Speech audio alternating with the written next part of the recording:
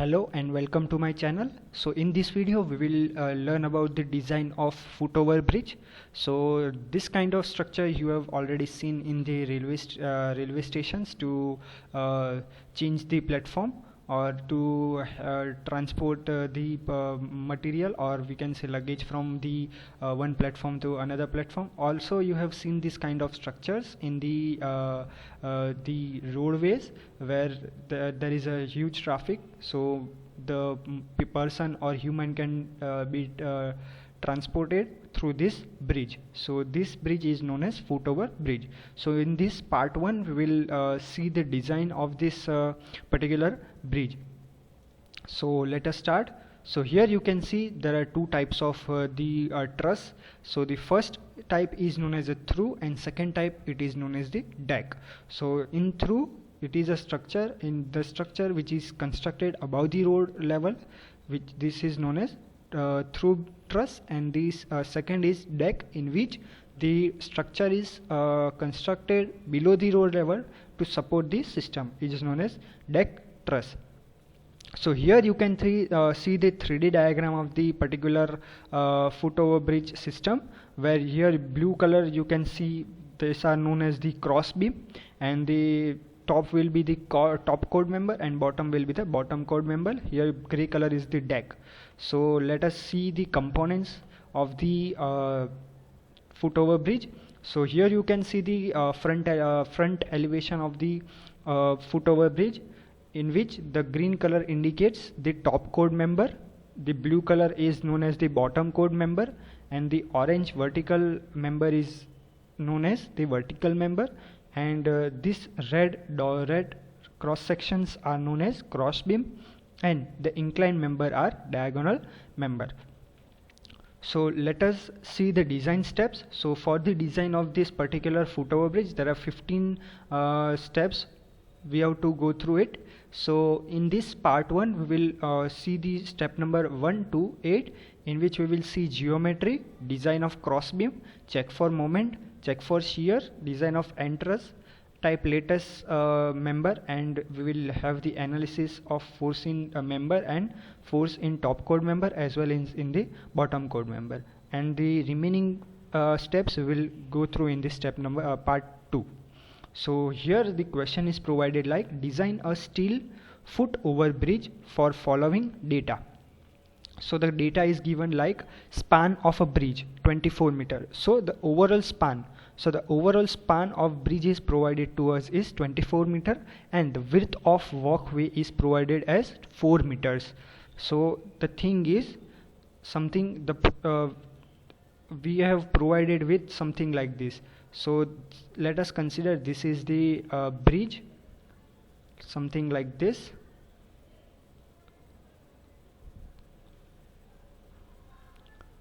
in which the overall span is given like 24 meters, and width of walkway, which is this, it is given like 4 meters.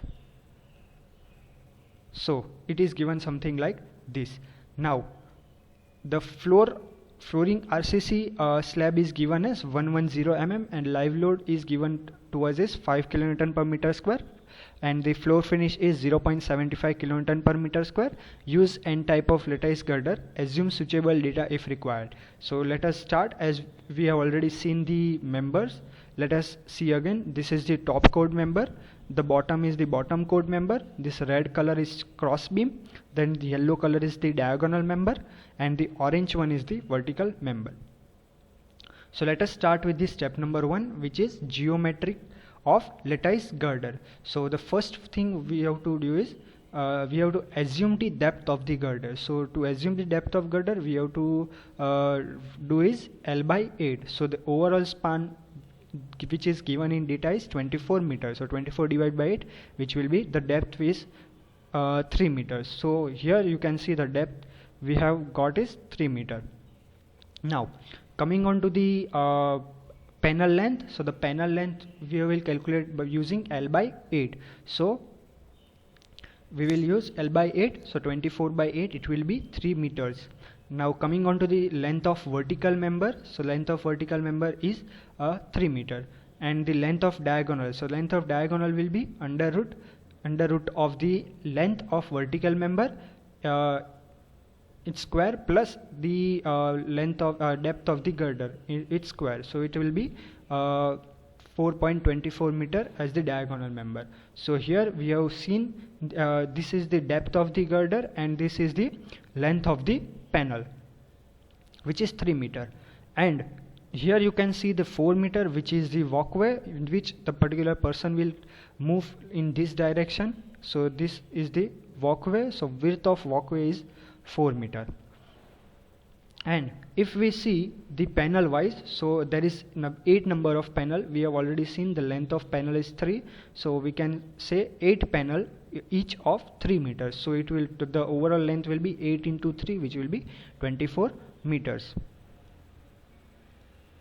Now moving on to the step number 2. In this step we will see the design of cross beam. So design of cross beam, which means here you can see this beam.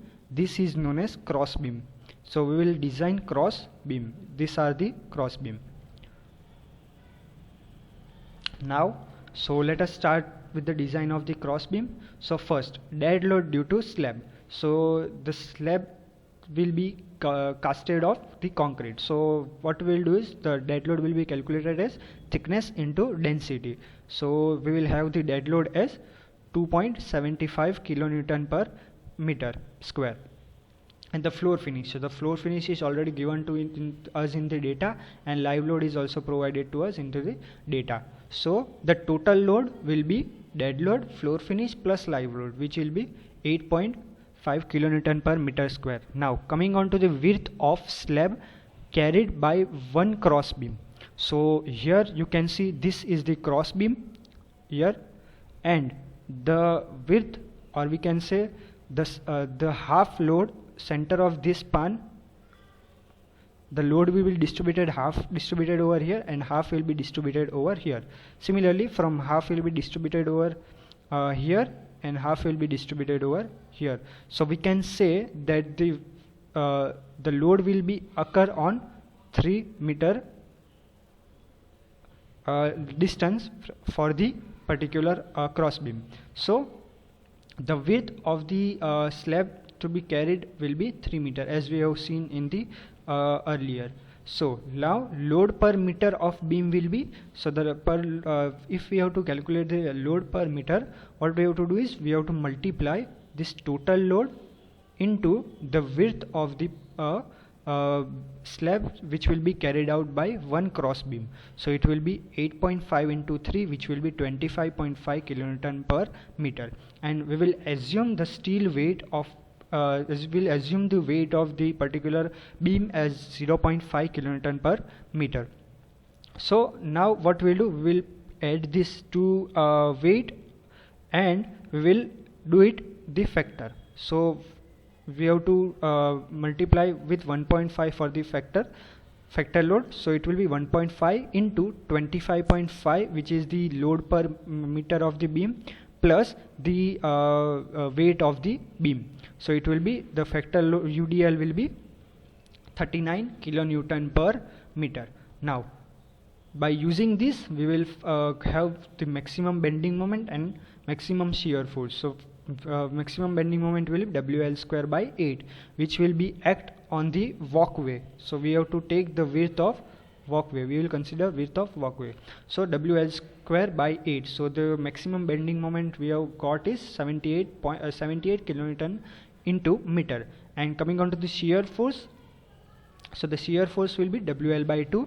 So we will have the shear force as 78 kilonewton. Now what we will do, we will find the ZP required. So the formula for the ZP is ZP is equals to M, which is the maximum bending moment, into gamma m0 divided by Fy. So we will have the value of ZP required as 343.20 centimeter cube. Now using this value we will select one beam. So from page number by using IS 800 page number 39, so we will select ZP which will be greater than the ZP which we have been required. So required ZP is 343.20, so we will use the ZP which is greater than this. So I have used this ZP value as 443.09 centimeter cube, which is greater than ZP required. So through this we have tried the ISLB 275 at 330 Newton per meter, which is given in IS 800 page number 135, and this all values are taken from the page number 135. The depth is 275 mm, BF is 140 mm, ZP is 443.09, which is greater than required ZP, which is okay. Then the thickness of flange is 8.8 mm, then the thickness of web is 6.4 mm, and IXX is 5 into 10 raised to 4 mm raised to 4, and radius R is 14 mm. Now after selecting this trial beam ISLB 275, we have to check for the classification. So for this section classification, we have to move on to the IS 800 page number 18 table number 2, in which these two equations are provided, B by TW and D by TW. So B by TF we have to do first, so where in which the B will be overall B will be BF by 2. So we have got the value of B by TW as 7.95 and which is less than 9.4 epsilons, which is okay. And coming on to the second equation, D by TW, so in this we have got the value of D by TW as 35.8, which is less than 84 epsilons, which is okay, and hence we have proved that this our section is plastic. So this was just a section classification. Now after providing particular section, we have to check for moment capacity. So third step, we'll check for the moment capacity. So for this moment capacity, the equation is provided in IS 800 page number 53 clause number 8.2.1.2, where the MD is equals to beta B ZP Fy upon gamma M0. So here you can see clause number 8.2.1.2, in which the formula is given and its notations are given. So beta B, so the value of beta B we will use as 1, as we have classified our section as plastic, so we will use 1. So we have used 1, and this will be ZP as per the new section we have provided into Fy, which will be 250 divided by gamma M0, which will be 1.10. So we have found the value of MD, or we can say moment, as 100 kilonewton into meter, which is greater than 78 kilonewton into meter, which we have calculated in the further step. So here we have calculated the maximum bending moment will be 78 kilonewton into meter, so which will be okay and safe against the moment. Now we will check for the shear. Similarly for the shear, the formula will be used by the IS 800 page number 59. So the formula is VD is equals to AV into Fy divided by under root 3 into gamma M0, where AV will be, so the AV will be depth into thickness of flange, which we have used as a trial member. So we have found the value of VD as 230.94 kilonewton. This VD value will be multiplied by 0.6, so we will find the shear force as 138.56 kilonewton, which is greater than 78 kilonewton, which we have calculated as the maximum shear force in the particular system in this step number 2. Now after completing the check for shear, we will move on to the design of N-type lattice girder. So in this we will first see dead load and live load. Now coming on to the dead load, so the dead load of the slab which is 2.75 kilonewton per meter, which we have already seen in the step number 2. So as we see in the width of walkway, the half load will be distributed on the right hand side and the half of the load will be distributed on the left hand side. So what we will do, we will divide the dead load of this slab on the both sides. So we will multiply the particular value by 2. So we will have the dead load as 5.5 kilonewton per meter. Similarly, coming on to the floor load. So coming on to the floor load, so the floor load is 0.75 kilonewton per meter square, which we have seen in the step number 2. We will divide by 2 because the half load will be distributed on the right hand side and half will be distributed on the left hand side. So we have got the particular floor load as 1.5 kilonewton per meter. And third thing, we will assume the self weight of the particular truss as 0.75 kilonewton per meter. So we will add these 3 loads and we will have the total dead load, and we will multiply this load with the factor of safety. So the factor dead load will be 11.6 kilonewton per meter. Now similarly, coming on to the live load. So the live load, which is already given to us in data, we will multiply with the width of the walkway, divide by 2. So we will have the live load as 10 kilonewton per meter. Similarly, we will factor that particular live load, so we will multiply it by 1.5. So we will have the factored live load. Sorry, here it will be the live load. So factored live load will be 15 kilonewton per meter. So we'll add this particular factored dead load and particular factored live load. So we will have total UDL as a factored as 26.6 kilonewton per meter. This particular load will be used for the design purpose. Now let us start with this step number 6 and 7, in which we will analyze and we will see the force in the top chord member. Now we will move on to the top chord member.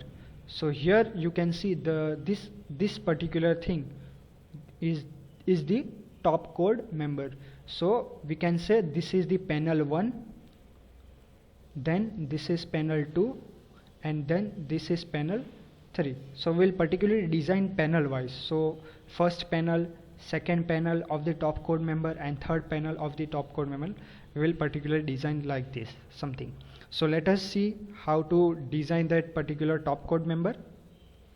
So here first we have to draw the particular end type of the truss, and we have to divide that truss in the number of panels. So each panels are of 3 meter. Here you can see we have already calculated, and the total length of the truss is 24 meter. And the top of the top chord member will be denoted by U, which means upper, and L, which means lower.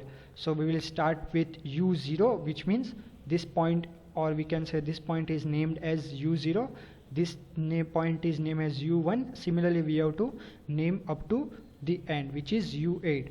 Now coming on to the lower portion, this will be L0, L1, similarly up to L8. And we have to consider that the positive value we will be considered as the compression, and negative value we will consider as the tension. Now, so coming on to the top chord member, so this is the top chord member. Here you can see U1, U2, U3, U4, U5, U6, U7 and U8 are the top chord member. So we'll design the member with the particular panel wise. So first I have selected U0, U1 panel. So first we will see the force in this particular member U0, U1. So for that we have to draw IDL. So for plotting IDL we need particular height. So the formula for the height will be small a into bracket capital L minus small a bracket close divide by capital L into h small h. So now what we have to do is the small a. Small a is the distance of, or we can say the width or the length of that particular panel plus the distance on the left hand side, but in our case there is no left hand side distance because it starts from here only. So in our case small a will be 3 meters. And coming on to the capital L, so the capital L will be 10 to 24, which is overall length 24 meters, divide by 24 into height. So in our case height is provided as 3 meter. So we have got the height of that particular ideal is 0.875 meters. Now what we will do, we will find the force in that particular member, which will be U0 U1. So we will find force using the formula as area of UDL into total UDL. So area of ideal is, we have to see this area, so area of this particular triangle, so it will be half into base into height, so half into base. So in our case base will be 24 meters and height will be 0.875. So into we will multiply with the total UDL, which we have calculated in the step number 5. So here it is the total factored UDL, which is 26.6 kilonewton per meter.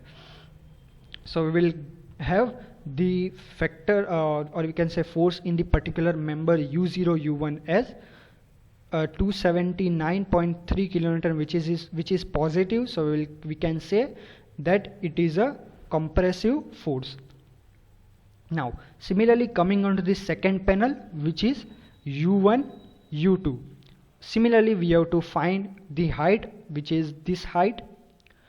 So in that height we have to see the length of the so the formula will remain same. So in this case the small a will be the width of the panel plus additional distance from the left hand side. So it will be 3 plus 3, which will be 6 meters. Or what you can say is the particular the length from the left hand side to the height, we can say.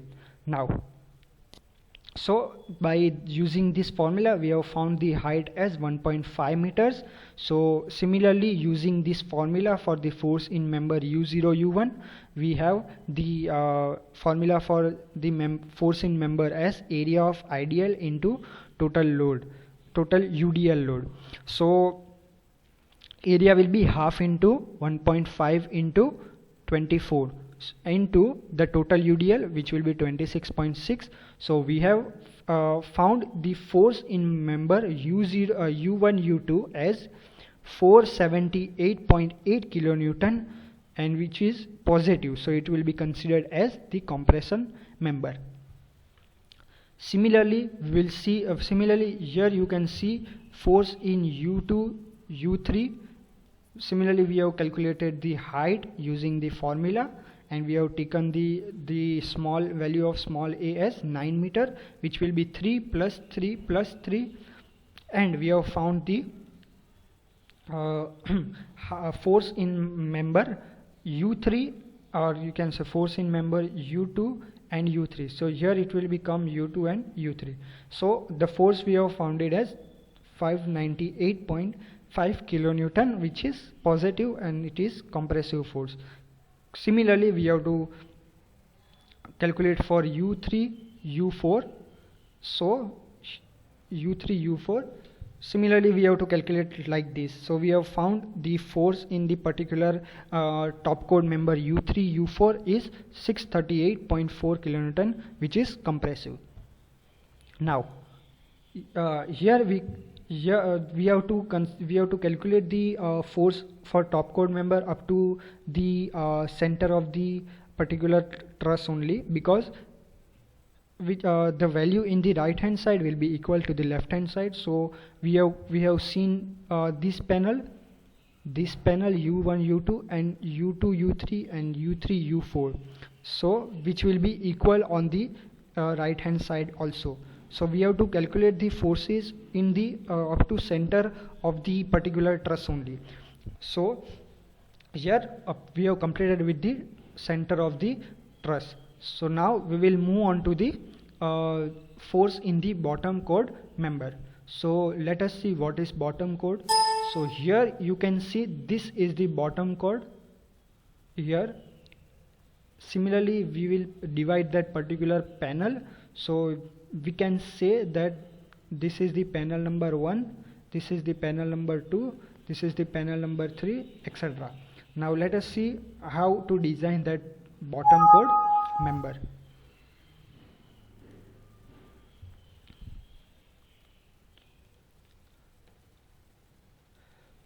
So let us start with the bottom code member. So here, forces in bottom chord member.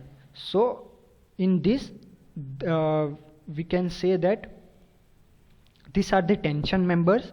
The force in the top chord and bottom chord member between parallel diagonal will be equal in magnitude and opposite in member. Forces for member L0 L1, opposite joint is U0, so A will be 0, so height of ideal is 0, so the force in member L0 L1 will be 0. What it says, so first we will start with the bottom chord member as L0 L1. Let us start with this member, this particular member. So it will be the value of L0 L1 will be 0 because the load will be transferred diagonally, something like this. If there is member over here, then this load will be transferred to this particular bottom chord member. But in our case, there is no member, so the force in the bottom chord of L0 L1 will be 0. Let us see the second panel, which we can say L1 L2. So it will be the the load on U0 U1 will be transferred to the, which will transfer diagonally to the particular member L1 L2. So the force which we have obtained in the top chord member of the U0 U1 will be transferred to the bottom chord of the L1 L2. So it will be per something L1 L2 will be negative of U0 U1, because we have seen that these members, bottom chord members, are generally tension members, so it will be negative. Similarly, if we see the force in the L2 L3, then it will be the force of U1 U2 which will be transferred to diagonally to the member L1 L3. So what we can say is the force in L2 L3, which is this member, force L2 L3 will be negative of U1 U2, so it will be negative 478.8 kilonewton. Similarly, as we see the member, bottom member L3 L4, the force in L3 L4 will be the diagonal force, which will be U2 U3, which will be transferred diagonally to the L3 L4, which will be 598.5 kilonewton, and it will be tension. So we have done up to the half portion only, because the value in left hand side will equal to the right hand side. So here we have completed with the bottom chord member forces. So here we have completed with the part 1 of the design of foot over bridge, in which we have seen the forces in the top chord member as well as forces in the bottom chord member. So in the second step, or we can say in the second part, we will see the force in vertical member, diagonal member, design of top chord member, bottom chord member, vertical member, diagonal member, and we will see the design of that particular joints. So the link for the part 2 is provided in the description box. So thanks for watching. Like, share and subscribe to my channel. If there is any query, you can comment me in the comment box. Thank you. Thanks for watching.